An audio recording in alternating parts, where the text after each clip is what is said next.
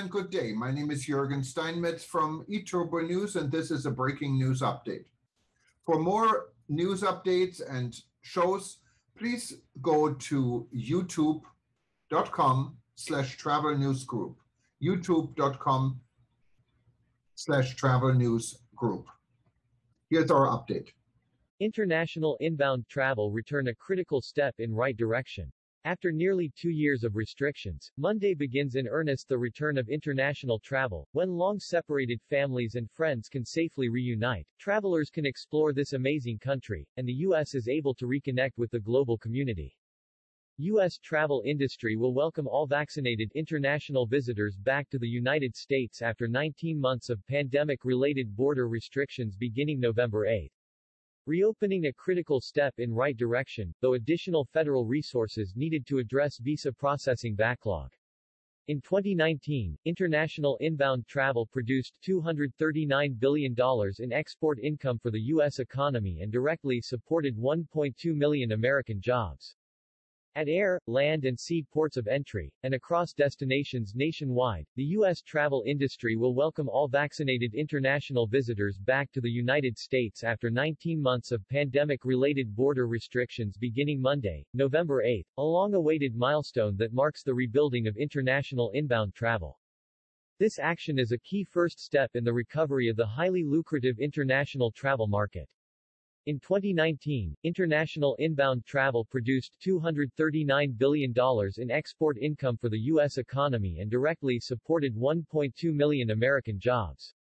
After nearly 2 years of restrictions, Monday begins in earnest the return of international travel. When long-separated families and friends can safely reunite, travelers can explore this amazing country, and the U.S. is able to reconnect with the global community. It is a monumental day for travelers, for the communities and businesses that rely on international visitation, and for the U.S. economy overall. The countries affected by restricted travel, which included the United Kingdom, Ireland, the 26 Schengen area countries, South Africa, Iran, Brazil, India and China, comprised just 17% of all countries worldwide but accounted for a disproportionate 53% of all overseas visitors to the United States in 2019. The land borders with Canada and Mexico, the top 2 inbound markets to the U.S., were also closed. U.S. Travel estimates that declines in international visitation since the start of the pandemic, March 2020 to October 2021, resulted in nearly $300 billion in lost export income and a loss of more than 1 million American jobs. The association also estimates that the international inbound travel segment will not recover to 2019 levels until at least 2024. While reopening our borders is a critical step in the right direction, much work remains to ensure an even recovery for international travel. Specifically, officials must fully reopen and resume visitor visa processing at U.S. embassies and consulates to reduce the backlog for future visitors and accelerate the recovery of inbound travel.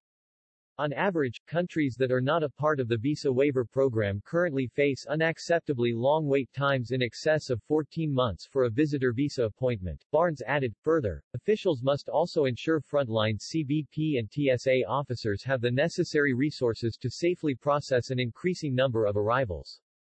Of the top 20 countries for inbound travel to the U.S., only 5 countries have all U.S. embassies or consulates fully open for visa processing, according to analysis by the U.S. Travel Association.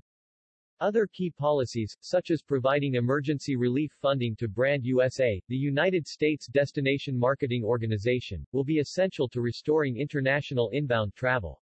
A bill to provide this funding passed the U.S. Senate's Committee on Commerce, Science and Transportation earlier this year.